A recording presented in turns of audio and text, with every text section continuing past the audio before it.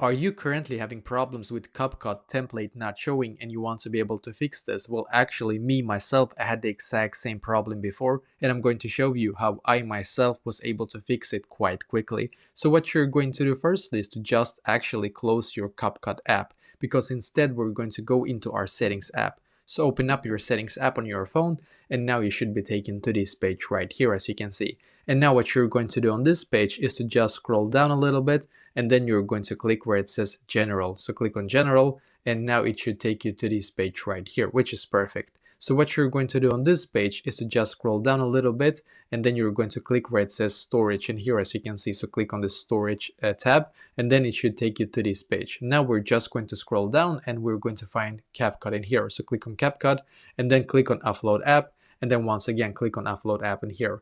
It's going to load here, so just give it a couple of seconds and then click on the blue button here again. What will happen is that you will actually need to do the exact same thing that I just showed you step by step. I didn't know this before, but I actually was able to find out that you will need to actually auto update your CapCut app to be able to fix all the bugs, and you will be able to also find CapCut templates now when you have actually done the exact same thing that I just showed you, because the only thing that you can actually do to be able to fix this issue is to just auto update to the newest version, and this right here will actually do so for you. So as you can see, it's going to load here, so it might take actually a couple of seconds for it to load. As you can see, it says that right now it's currently loading, as you can see. So you need to wait a couple of seconds for it to actually finish, and when it's finished, you can just go back into your CapCut account or CapCut app, and then it should actually be fixed for you now.